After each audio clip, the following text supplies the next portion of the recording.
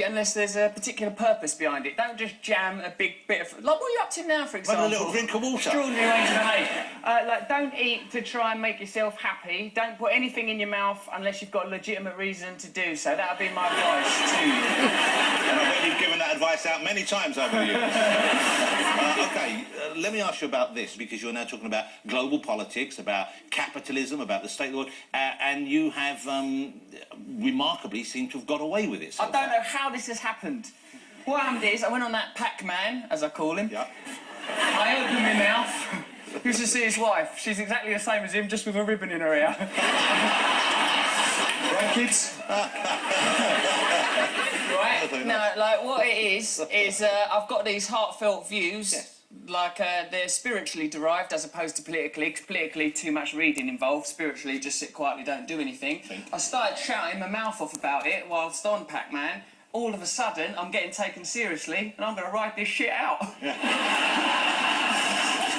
I'm against all forms of division now, Jonathan. That class system, that's been a bloody trick. I looked at my family tree. Turns out, like, a couple of generations... Every time you go back a generation, obviously it doubles, doesn't it, due to the nature of sexual procreation. So, like, you know, go back one, everyone's like cobblers and bottle makers and all stupid Charles Dickens jobs in my family. But then a bit further more, the more it divides, you realise that the class system is just another artificial system to separate us from one another. Everyone wants the same thing, really, so I don't go in for any form of division or judgment of anyone, only be really, really nice. So how far back did you...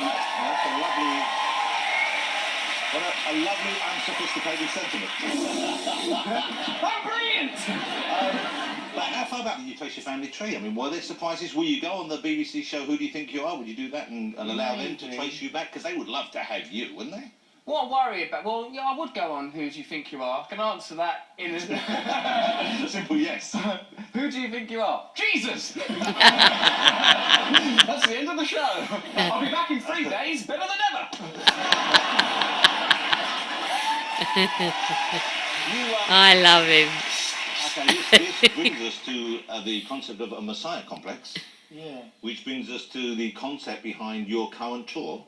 You discussing people who you have identified as may well or have been seen as having that particular complex. Do you suffer from it though, Russell? Because you are someone who obviously, I mean, you've made yourself look a bit like a kind of rock and roll Jesus type. Yeah. There's a Messiah look about you, isn't there? Yeah. And I know it's just because without a beard you look weird, but at the same time... I didn't like it when you said that to me, when I had to shave my beard off for a film. Jonathan goes, oh, look at that, you should leave that beard on, you look like a fetus. And my friend Matt said you look like Darth Vader when he took his helmet off. Hurtful comments from supposed friends. So you yourself don't suffer from that though, do you? I don't believe. I mean, you obviously we all like to think we're important and we have something to say and that people should listen to us, but you don't believe that you are, or do you think you should be a leader of men?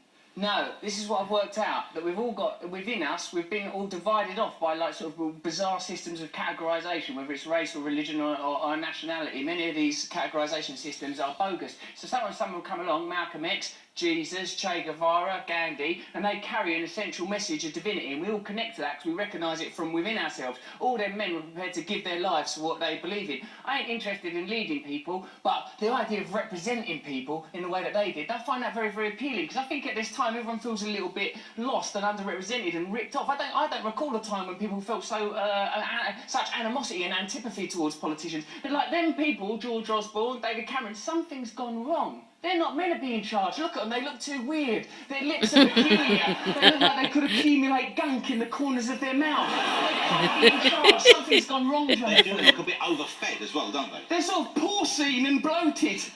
They're like, you know, in Animal Farm when the pigs stand up in costumes. Yeah. I think about that when I see them.